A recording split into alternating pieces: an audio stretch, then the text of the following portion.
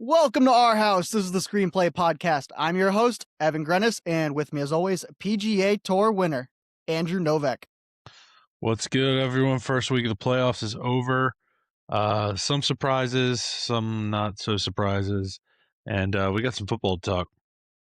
Please get on YouTube, like and subscribe at Screenplay_podcast. We are on socials at Screenplay_podcast.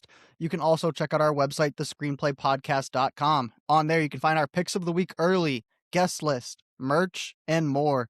New episodes every Wednesday, 8 a.m., wherever you stream podcasts. Wildcard weekend. It was wild. News just dropped. Tomlin steps down as Steelers head coach. Now we have 9 head coach vacancies. It's getting crazy. I want to give a shout out before we start. Our podcast is in 36 countries right now. It's being listened to all over. Germany is our number 3 country that we get listens from. But every time we drop a podcast, within the first 10 minutes of dropping, someone in Germany listens, and I want to know who you are. DM us at Screenplay_podcast. I got to get you some merch. That's some serious dedication. I don't know what time it is in Germany when our podcast drops, but within the first 10 minutes, there's a listener every single time. I'm sure it's the same person. So get on there, DM us. I'll send you something. Got to get you some merch out there in Germany. All right. 32 teams started the season. We're down to 8. Let's get into it. Let's start off with that Monday Night Football game.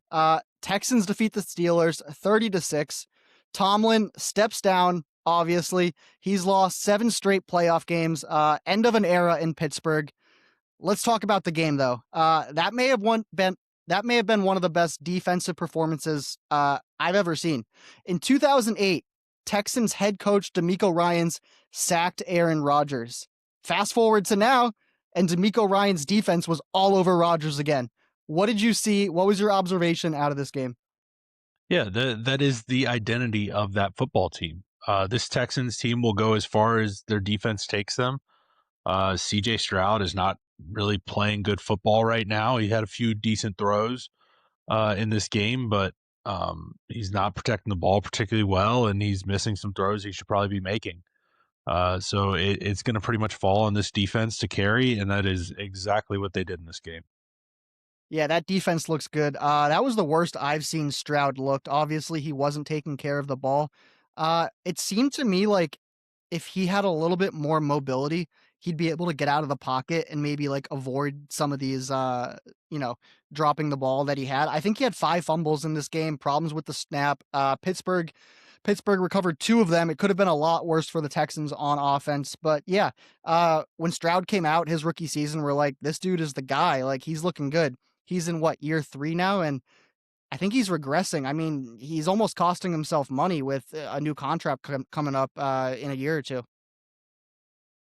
Yeah, I don't think that's a crazy take, especially if this is going to be a team you're building defense around or building around the defense. Yeah, you don't want to be locked into 250, $300 million quarterback.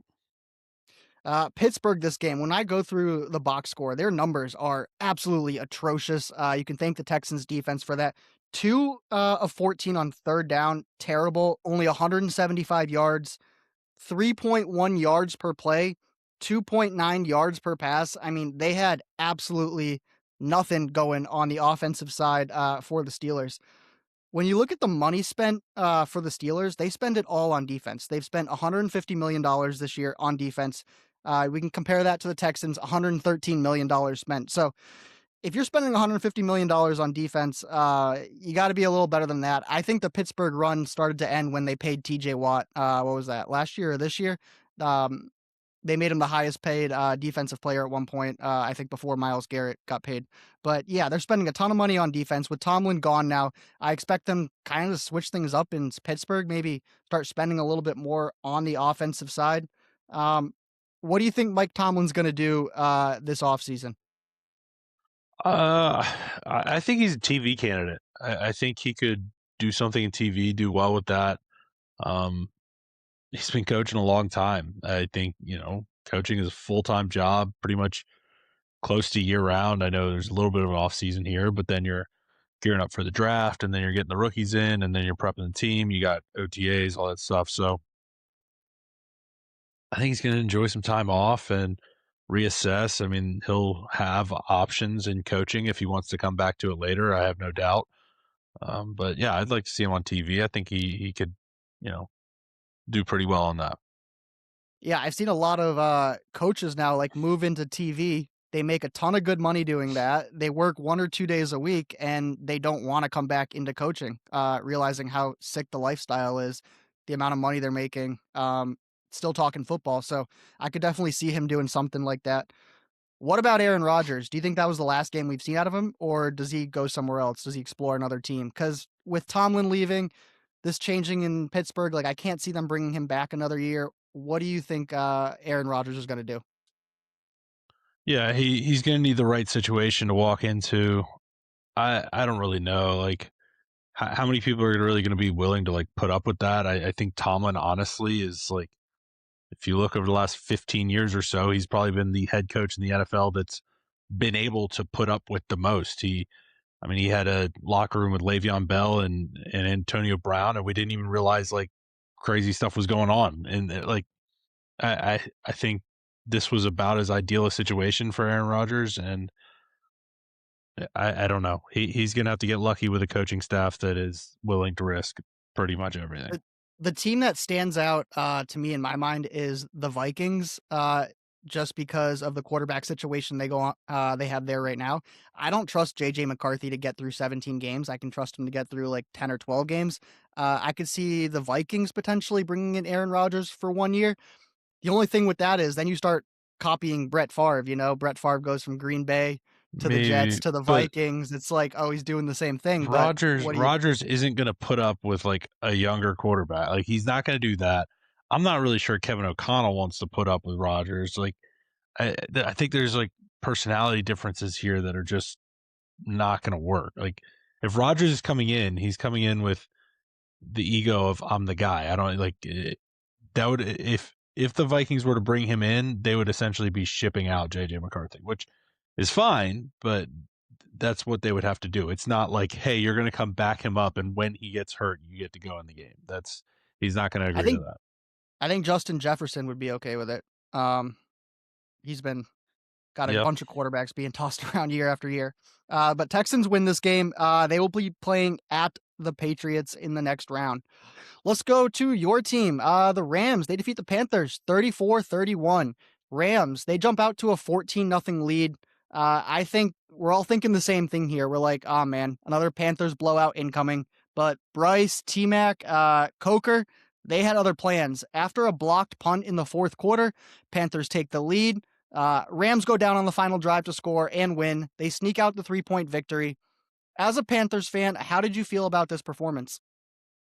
Yeah, I thought it was respectable. You know, it was tough. I expected us to just get blown out, it not to be competitive at all. And at the beginning, it kind of looked like it was headed that way. And then the Panthers fought back, made a game, gave me all this false hope, and then it just went away right at the end. So uh, it was good to see the Panthers play like some respectable football. I think, um, I didn't really expect us to make it that far, and that was cool to see. And it was just heartbreaking how it went down. So with this game, the Panthers pick up the fifth-year option on Bryce. Hmm. He played well enough to at least secure himself 2 more years there. So 2026, he'll be taking a $12 million cap hit, and 2027, with the fifth-year option, he'll be taking a $27 million cap hit. As a Panthers fan, you know about Jalen Coker. The Carolina people know about Jalen Coker, but most people don't. He went absolutely off this game, breakout game, 9 for 12, 134 yards, 1 touchdown. What do you like about Jalen Coker? He is so good. I mean, he is. I mean, T Max are number one, but Coker, and this is my brother and I have talked about this for a bit. He is the second best receiver on the team. It's not really that close either. Leggett is awful. He really should probably not be on an NFL roster. So I mean, Jalen Coker is a guy. He's big. He's physical. He can win jump balls. He runs solid routes. He can win in different parts of the field. His ability to win go balls and back shoulder throws is, I mean, impressive. Like the combo of him and T Mac. I mean, T Mac can kind of do similar things there as well. I think it's a very dangerous combo because if you don't have two big physical corners that can handle that, It could be a long day for you if Bryce is putting good ball placement on some of those throws. It's hard to defend because you can have him locked up and it doesn't really matter. Um, no, Coker is fantastic. He's had some injury issues, which um, if he can get through that and stay healthy, I mean, I really hope the Panthers pay him this offseason. I don't think he's going to command like crazy money, but he should absolutely be a part of this team going forward because he's been a very reliable playmaker when healthy for the Panthers. Rico Dowdle, he's been a dog all season for the Carolina Panthers. It seems like he may be on his way out. He's not super happy with the situation there. We Um, where do can't you? pay him. Yeah. We're paying Chuba too much already. We can't really afford to put more money on a running back when we also have Jonathan Brooks probably coming back off a knee injury, and we got to see where that's at. We can't really afford to pay another running back. So So this offseason for the Panthers, where do you think they go direction wise in the draft or trying to bring people in? yeah, I think at some point we probably will grab another tight end. I think that's a spot to watch. I think with the Ekwonu injury, I think that definitely puts us back in the market on grabbing a tackle. One, because there's a decent chance he misses a large chunk, if not all of next year, based on how serious a knee injury that was. And then Moton's getting kind of older, so you grab a tackle, he can kind of fill in for Ekwonu, and then maybe if Moton's out of there in the next couple of years, he can slot over on that side for that. And then on the defensive side, linebacker, probably at least one. Two would be nice. Another pass rusher and maybe a little safety help as well. But I would say, in order of importance, probably linebacker, pass rusher, offensive tackle. I like it. I didn't think Stafford had his best game, 24-42. He had some missed throws. He had an interception. Puka had a drop. The Rams had a black punt. They had 9 penalties as a team. They've been the cleanest team all year. So, not a great game out of the Rams. It allowed the Panthers to keep it close. They're gonna have to clean that up next week, going to Chicago, because that's where they'll be playing as they Yeah, move on. I would. The Rams defense has definitely started to concern me a little bit. Yep. This was a strength of the team we talked about for a long time, but they haven't held anybody under 20 points the last 5 weeks, and 3 of those 5 they allowed 30 or more points. So uh, I know that this has been a unit that's been hyped up a ton, but that's definitely they got to get that squared away because this defense was part of the reason we were kind of pegging them as a Super Bowl contender. All right, let's get to the next game. Bears, they defeat the Packers 31-27. So teams this year trailing by 10 plus points in the last 5 minutes of games. Their record 3 and 158. The Chicago Bears trailing by 10 plus points in the final 5 minutes this year. 3 and 3. They own all of those comebacks. Insane game here. Best one of Wild Card weekend. What did you see out of this NFC North rivalry matchup? Yeah, crazy game. Obviously, really good start for by Green Bay, and then the Bears just started clawing back. That crowd really got into it. It looked like, and I mean, this is kind of just what Ben Johnson does. I don't know. Caleb was iffy in this game. He was missing throws, and then at the end when they needed it, everything came together and the plays were made. Uh, this Bears team, I mean, they got some good young players, man. They could be built for this next little run. I would not be surprised, next 3, 4, 5 years, Bears, Patriots, like these younger teams that are kind of coming up. I mean, with good coaches, uh, it's going to be fun. Seems like they got a real hit in Loveland. I mean, they got down in Mm, this game and they were just like, screw it, we're throwing it to Loveland every time. 15 targets, 8 catches, 137 yards. If he wasn't out there, if he wasn't making those catches, Bears don't make this comeback. So a really good pick by the Bears in this previous draft. Jordan Love started the game really well.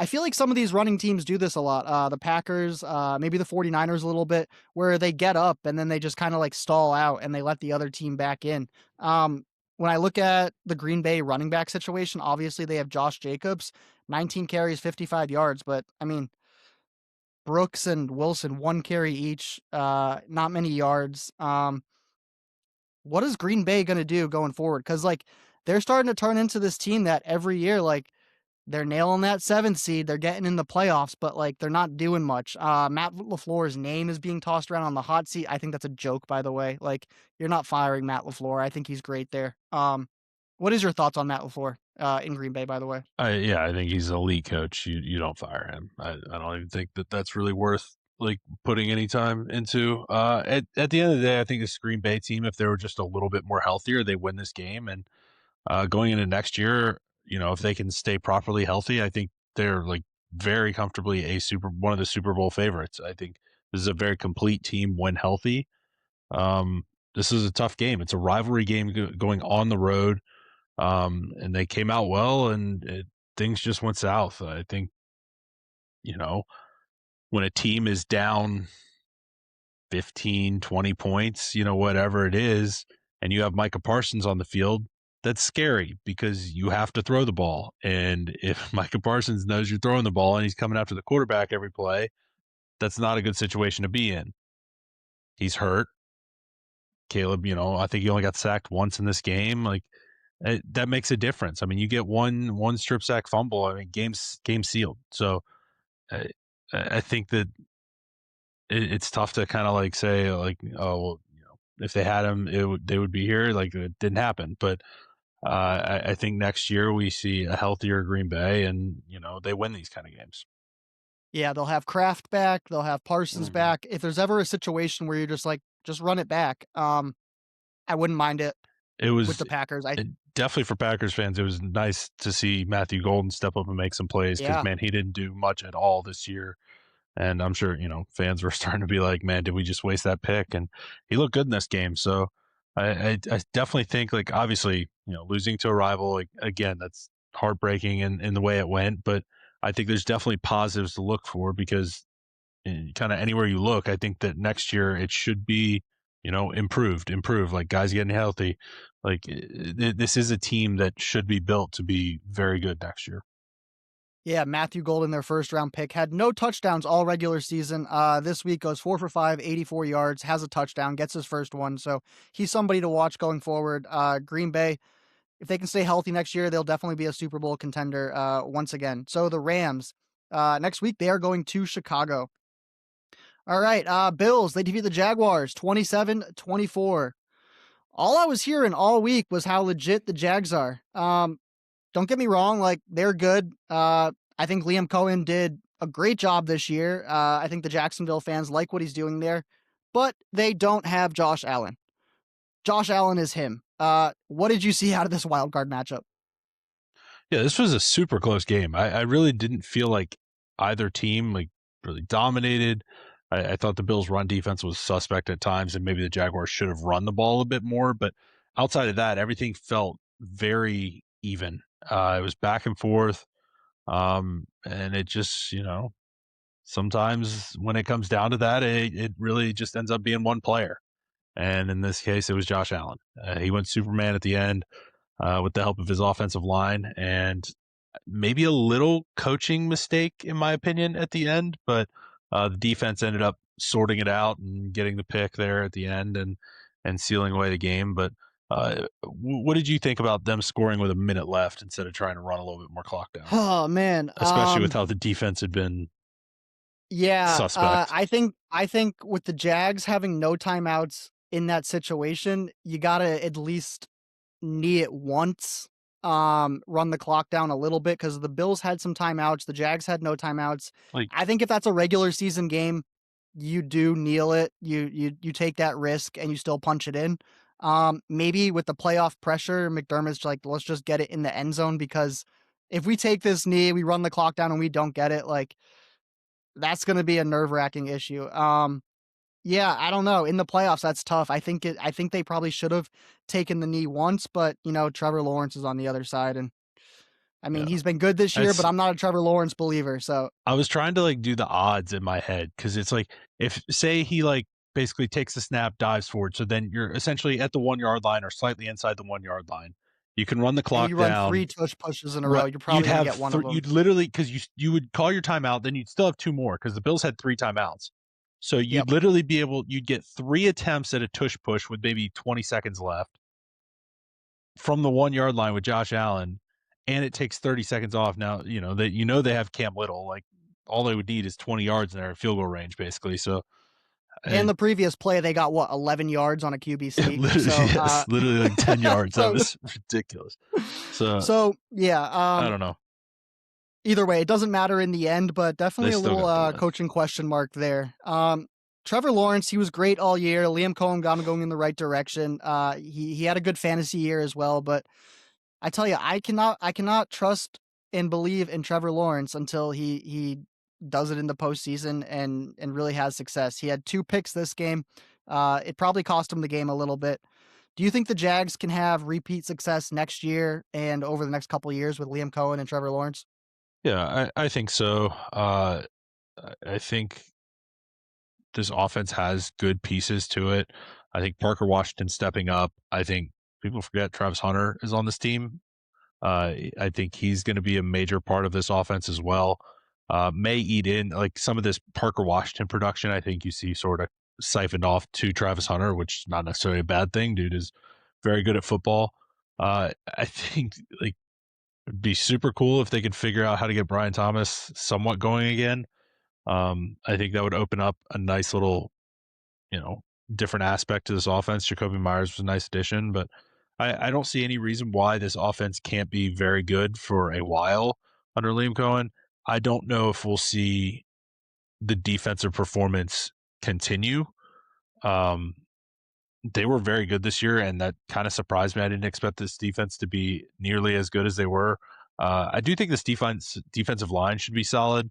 Um, Josh Hines Allen and Trayvon Walker's a solid combo, like solid duo there. I think this defensive line will continue to stay good, but I'm not fully convinced that you're going to get this kind of defensive output from them for the foreseeable future. I will say, if the Jags are going to be good, it's going to be good next year. Trevor Lawrence last year signed a 5-year, $275 million deal. It's about $55 million a year. This year, he was only taking up $17 million in the cap. Next year, $24 million in the cap. 2027, $35 million in the cap. 28, $47 million in the cap, and 2029, $78 million. So as the years go on, Trevor Lawrence's cap hit is going to get hit harder towards the end. So if they are going to win, if they are going to have success, I think it's next year. It's very soon. Because as that money goes up, they're going to have to eliminate some pieces on that team. All right. Next up, Bills are going to Denver. Let's get to 49ers. They defeat the Eagles 23-19. The 49ers have been battling injuries all year. This week, Pearsall, Bosa, Warner, Mikael Williams out. They lose Kittle mid-game, torn Achilles. He finishes a bottle of Patron in the locker room. I think we've all seen that. Kyle Shanahan and Robert Saleh, they churned out a win over the Eagles, who've been struggling offensively all year. With this loss, the Eagles fire offensive coordinator Kevin Patullo, and the future of A.J. Brown in Philly is kind of in question. What did you see out of this game? Yeah. San Francisco missing dudes, Kittle going down, and they still got it done. At the end of the day, the issues with the Eagles and their functionality of their offense bit them. They didn't make plays when they needed to. They had many opportunities and just couldn't get it done. It falls on everybody. I mean, AJ Brown was dropping the football. Like Jalen Hurts was not playing his best. It falls on everybody. And at the end of the day, like Patullo had to go. I think it clearly was not working. Um, I'm not even necessarily sure there's somebody they can bring in that's going to fix everything with this offense. I think, um, I do think AJ Brown's probably gone. It seems like that, like that, it just it's not working. Like I think they need to kind of relook at what they have and try and rebuild, get somebody else in there to restructure this offense because it's not working. Um, I don't know if it's a leadership issue. Maybe you will get to tell everybody I told you so with Sirianni being the problem because he can't um, get everybody to play nice. But I think I think with the performance in this game kind of validated what we had seen a lot of this year that they'd kind of gotten away with and still just made it to the playoffs with. But at the end of the day, it caught up to them in this game, and the offense just wasn't good enough. So yeah, I've been hearing a lot of talk about AJ Brown. I don't think the fans really want him there, but getting rid of AJ Brown before the June 1st would cost the Eagles $20 million in dead cap space. So AJ Brown is a really good player. To lose $20 million on your cap by trading AJ Brown, like, I mean, that's tough. That's tough. You're not just losing him, but you're losing money towards the team. So if they do trade him, it's going to be probably next year. I don't see it happening anytime soon. Um, Offensive coordinator gone. They're gonna have to bring somebody else in. Yeah, it's a tough situation. I think that, I mean, obviously Nick Sirianni lets go of the offensive coordinator, signifying he's going to be there for next year. But if the Eagles, let's say, like, I don't know, let's say they go 9-8 next year, they miss the playoffs. Do you see Sirianni on his way out the door 2 years after winning a Super Bowl? Yeah, I mean, it's the Eagles, of course. Yeah, that's what Yeah, they do. they do things like that. Yeah. Yeah, yeah. I agree. I agree. Yeah, next up, 49ers. They have a ton of injuries. They're banged up. They're going to Seattle. Gonna be a good game there. Last game we're gonna get to here. Patriots defeat the Chargers 16-3. Justin Herbert's playoff record now falls to 0-3. Drake May gets his first playoff win in year 2. Justin Herbert in the second half of this game was getting absolutely mauled. Patriots kept on blitzing. The Chargers just could not figure it out. They had no answers. What did you see out of this game on Sunday Night Football? Yeah, I've seen multiple Chargers games this year where basically it was going down like this, and Herbert was still making unbelievable plays, and guys were just letting him down constantly.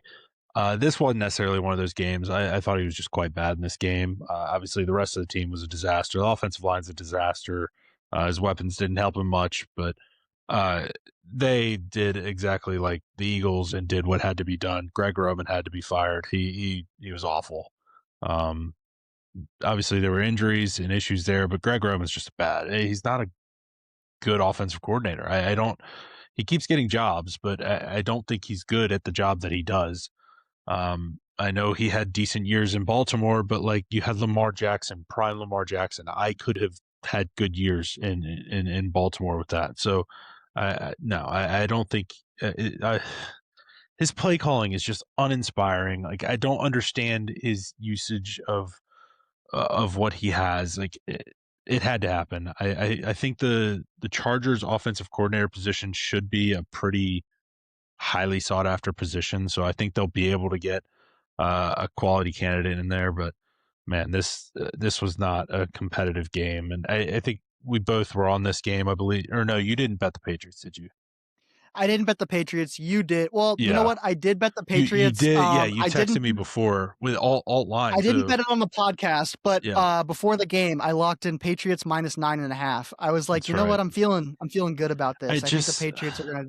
and the Patriots offense honestly didn't even take advantage as much as they could have in this game. No, But nope. this game was the scoreboard isn't that crazy, but this game really was not competitive. I mean, the Chargers could not do anything, and the Patriots, I mean, just kind of steamrolled them. You know, Yeah. there is an alternate there is an alternate universe where Milton Williams didn't commit to playing for the Patriots in free agency last year, and he went to the Panthers, and we're talking about the Panthers being 14-3 and just steamrolling the Rams. But whatever. I mean, yeah, Herbert was getting mauled. This was one of those games where I really would have liked to watch it from the all 22 angle because, like, we can see that the Patriots pass rush is getting to Herbert, but it did seem like he had a little bit of time in some of these games. Like, I really wanted to see the routes that the wide receivers were running. Like, were they just not getting open? Like, were they not getting separation? Because there were some times that there were some guys open, I believe, and Herbert held onto the ball a little too long.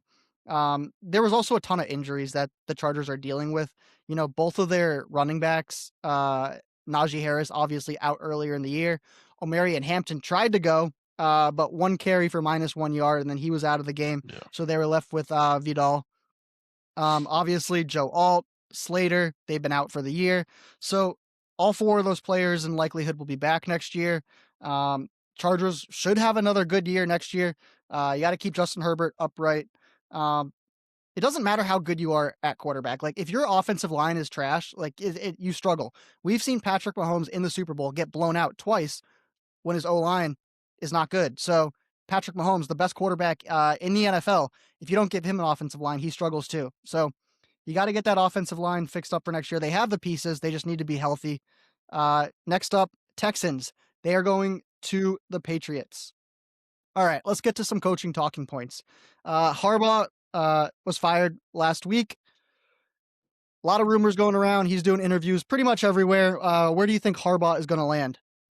Yeah, I think a lot of people have kind of keyed on it, but I really do think the Giants is probably the best landing spot for him. I think they had a bad year this year, but I do think the Giants going into next year are truly like a win now ready type roster. I think uh, they get healthy, couple moves, grab a couple guys free agency. Like I think this is a team you can win with, and it's in a division that, frankly, like I mean, the Commanders had a down year this year. Like they could bounce back. The Cowboys, I don't know really know where they're at. The Eagles definitely seem like they're kind of sliding down. So like it is kind of for the taking. It would not like I think there is a world where the Giants win that division next year. Like I think it could be that if you bring in a proper coach and work it. I think going to New York would be intriguing for him. Obviously, it's a big market. Winning a Super Bowl. At a different franchise, like winning it in more than one franchise is very appealing. So I think New York just makes a lot of sense for him. Yeah, I think he takes some advice from his brother Jim Harbaugh, and he's like, "Yo, go somewhere where there's a quarterback that you can work with, that can get it done." And I think the Giants with Dart have proved this year that like he is a starting quarterback in the NFL. So I agree. I think Harbaugh lands with the Giants. Let's go to another coach, Kevin Stefanski, fired from Cleveland. Um, Hot coach, looking pretty much everywhere as well. Where do you think he lands? Yeah, I do think he gets a head coaching job. I think Atlanta makes a lot of sense. He just has the prior relationship with Kirk. If they end up hanging with Kirk, he was the offensive coordinator in Minnesota in 2019 and worked with Kirk. He was the quarterbacks coach there as well before then, so they have a prior relationship. Obviously, you know they have Penix as well, and they're hoping things go well there. But who knows if he's ready to go week one next year? And I think there's familiarity there. I think he could do well with that roster. Um, that is a team that again is also in a division that's pretty wide open. Uh, they're definitely rolling in with some momentum. So I think Atlanta makes a good bit of sense there. And if not, I think he is like potentially one of the Philly like OC sneaky candidates. If you wanted to go that route, he's somebody that has had a lot of like. If I'm bringing in an OC at Philly, I want somebody like if I could get a somebody that was a head coach prior, like that has that experience of like managing like a full locker room, so I can bring him in and help just try and like get everybody on the same page on that offensive side of the ball. That would be huge. He's also a Philly guy. He's born there, from there. So I don't know if there's some Eagles fandom that maybe like you could sell him on. I do think that'd be a sneaky little fun option that would maybe fix that room pretty well. Yeah, I have Atlanta down here. I didn't consider the Philly. If he goes to Philadelphia and is the offensive coordinator there, I mean, he's going to be a well compensated offensive Yeah, coordinator. You're going to have to pay him a pretty penny to get him there. Mike McDaniel fired from the Dolphins. Where do you see him ending up? Head coach, offensive coordinator? Give me a spot. yeah. If he gets a head coaching job, I think it'd be like one of the lesser like valued ones, like maybe like a Browns head coaching job. Just little flash there, see what he could do. I mean, he and Shador can show up with matching Rolexes or something. I don't know. But realistically, I think you're looking maybe an OC job. I would love to see him with the Lions. I think he'd be really fun with the Chargers. Honestly, what he could do with Herbert would be a lot of fun. I don't really see him in Philly. Like again, I think you need like an alpha that's going to come in and just take command of that room and get everybody on the same page. It doesn't seem like a really good personality fit for me in Philly. I know some people are trying to set that one up, but I'd rather see him like Detroit, LA, running those offenses. Yeah, I got two spots here for him. Cleveland Browns, I can see them bringing him in just because they're like, we got to sell some tickets. We're going to suck. Let's at least make something exciting on offense. Let's see if we can do something with Shador. I don't think it would last very long there, but I could see the Cleveland Browns doing something like that because of the Man, Browns. The other spot, Tampa Bay offensive coordinator spot. It's open. They yeah, fired Grizzard. Um, stays in Florida, just goes to the west coast of Florida, starts working with Baker. They got a good 3 good running backs there and a bunch of good pieces. I could see Mike McDaniel, OC there. They got a defensive head coach, so I find that as a landing spot for him as well. Remember how many catches Jonnu Smith was getting at the end of last year? Can you imagine Harold Yes. Fannin in that role? Oh my god. Yeah. And then Jonnu Smith went Actually to go Steelers crazy. this year, and he's getting like Yeah, 1 catch a game. It's yeah. it's we already talked about this a little bit. We'll do this quickly. Mike Tomlin, so he steps down from the Steelers. Important to note, they didn't fire him. He stepped down, so the Steelers still own his rights. If anyone wants if anyone wants Tomlin as their head coach, they will have to trade for him, which is not as appealing, obviously. But what do you think Tomlin's doing? Is he chilling on the beach? Is he working in TV? Is Yeah, he I getting really traded for? I think TV makes the most sense there, and and enjoy life. Enjoy Yeah, not I getting agree. yelled at by Steelers fans constantly. I agree. All right, let's get to these divisional round games. We're going to preview them. Let's start on the AFC side. We got Bills at Broncos. This is going to be your 4:30 p.m. game on Saturday. Weather forecast: 51 degrees. That is a warm day in January in Denver. 51 degrees, no rain, and basically no wind is the forecast. Um, Bills injuries, they're kind of stacking up a little bit here. Jordan Poyer, safety, hamstring, he's going to be out. Gabe Davis, pretty important piece there to the Bills, wide receiver, torn ACL, out. Josh Allen he's obviously going to play this game, but he got absolutely beat up versus the Jags. He's dealing with like a foot and a knee injury right now. He's going to play. Ty Johnson, running back, didn't play this week. He was seen in a walking boot. Doubt he's going to go this week. And then Maxwell Hairston, cornerback, he didn't play this week either. He's got an ankle injury. Doubt he's going to go. When you look at the Broncos, they had a week off, and I'm seeing no noteworthy injuries. So Bills are pretty banged up. Broncos are not. What's your preview on this game? Yeah, I think the biggest concern I had for the Bills coming out of that Jags game was their inability to stop the run. Now, the Jags didn't really stick to the run maybe as much as they should, but this Denver offensive line is legit. They probably will be able to open up some holes. Ever since Dobbins got hurt, I feel like the Denver run game has fallen off a little bit.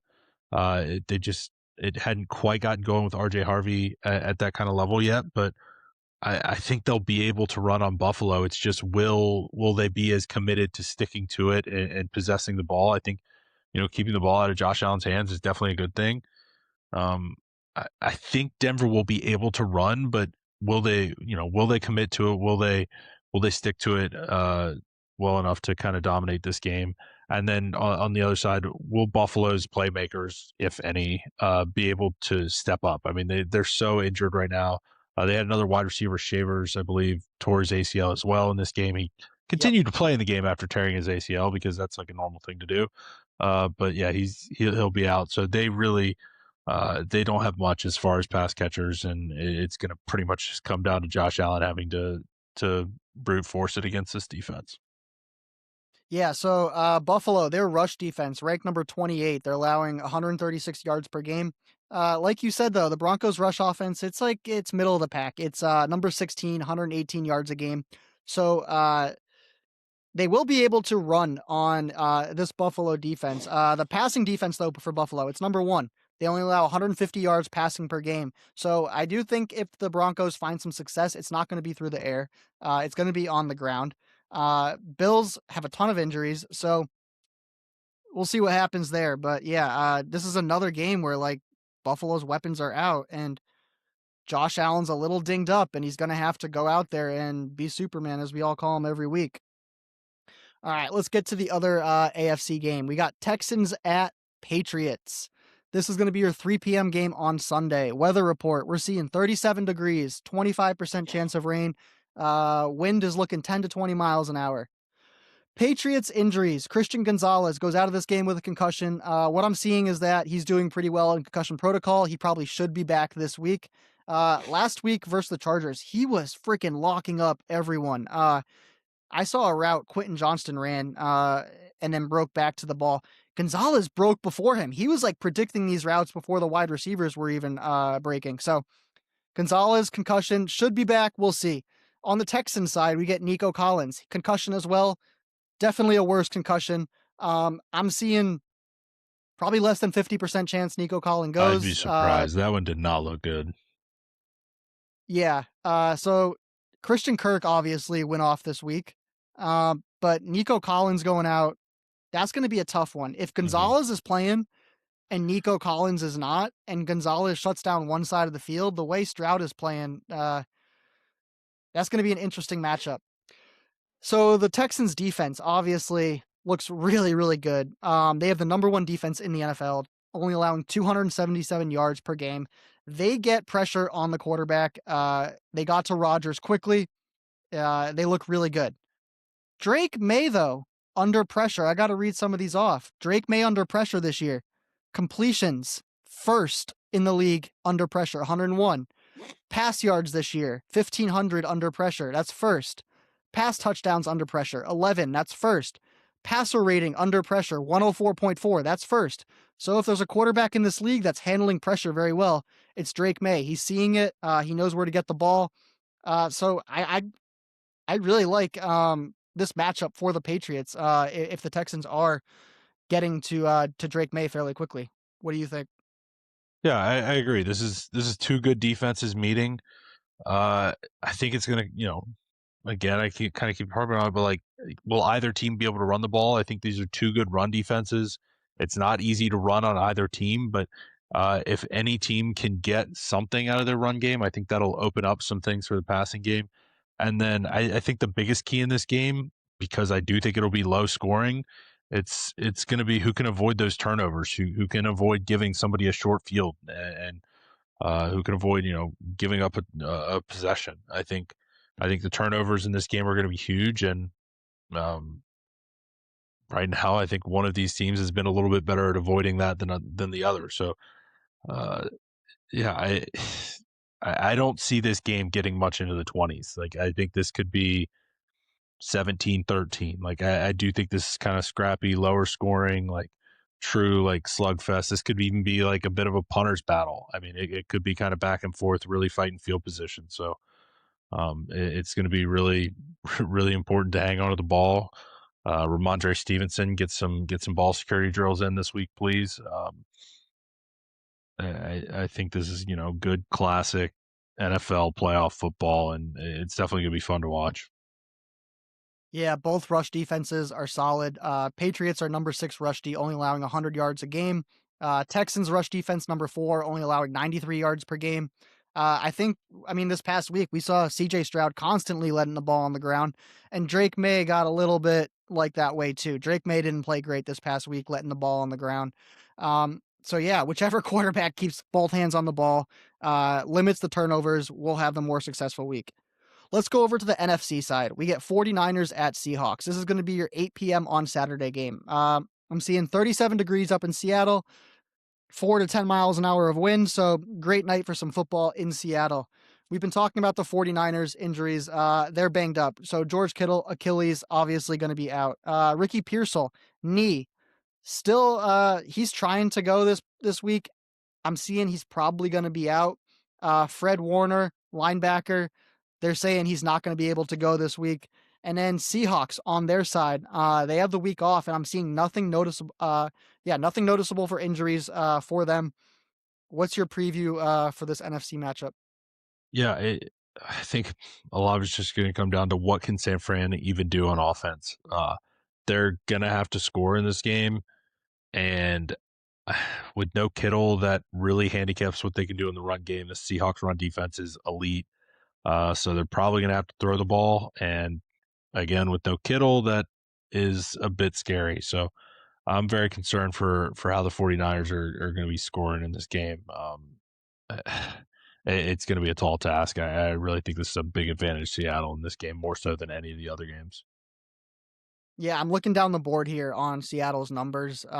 Their passing defense 10, rushing defense 3. On the offensive side, passing offense 8, rushing offense 10. Like across the board, they're solid everywhere.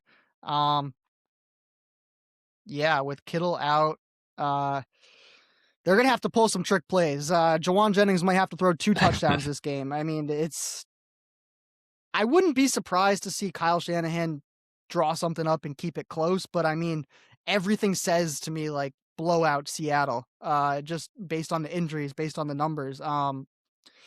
We'll see what happens. These guys have played. This is going to be their 3rd matchup of the year. These teams know each other well. So that's going to be an interesting game, going to be a fun one to watch. Last game on the slate, we got Rams at Bears. This is going to be your 6:30 p.m. game on Sunday. This is going to be fun. I'm seeing 8 degrees, but the real feel is -7, so it's going to be cold there. 42% chance of snow, 15 to 20 miles an hour of wind. So this game's got the elements in Chicago. Rams injuries, let's take a look at them. Stafford, he has a sprained index finger. I guess he played the Panthers with the sprained index finger. He definitely missed some throws. I do think it hurt him a little bit.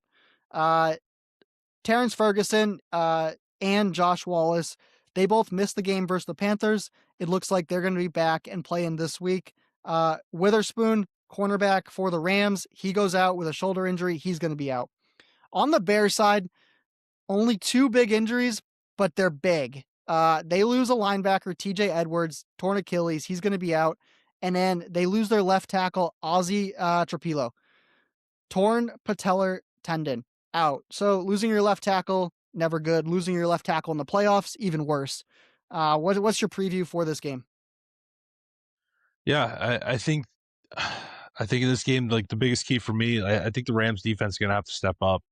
I don't think they've been playing their best football. Um, I, this Bears team is, they're riding in high. Obviously, they didn't start the Packers game how they wanted to, but they finished with a lot of momentum in that game. I think that will carry over. The offense is going to come in with a lot of confidence, and I think the Rams defense is going to have to shut them down a bit. You can't allow this Bears team to score, 30 points or whatever in this game. That's not going to work. Um, I think the Bears again are going to have to kind of feed off their home crowd, and with those weather conditions, I think let the offensive line kind of cook. I think both these teams are capable running teams, but this sounds kind of like a Monungai game to me, and just let them wear them out. If this game gets into a shootout, which it may, I think it favors the Rams. The defense on the Bears side, it's not good. Passing D22, rush D27. Um, I think, like you're saying, this game's gonna have to, if it wants to go the Bears' way, it's gonna have to be on the ground. If it gets scoring up high, like we've seen the Bears come back. Caleb put up some nice throws there at the end, but I think it's really gonna have to stay on the ground if the Bears want to win this game. Puka looks unguardable, man. Like versus the Panthers, like like Yeah. their Panthers aren't terrible in coverage, but Puka looks uncoverable, and I like the Rams the higher scoring this game gets. It's gonna be a really fun one with the weather. Can't wait to watch that. All right, let's get into some gambling. Last week we both went positive. That was nice.